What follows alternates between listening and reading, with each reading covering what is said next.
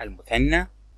تعريف المثنى هو اسم يدل على اثنين أو اثنتين بزيادة ألف ونون على مصدره في حالة الرفع، وياء ونون في حالتي النصب والجر. مثال: عالم، عالم، أو عالمين في حالة النصب والجر، عالمان في الرفع.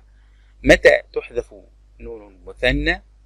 إذا أضيف عالمين، نقول تم إجراء مناظرة بين عالم.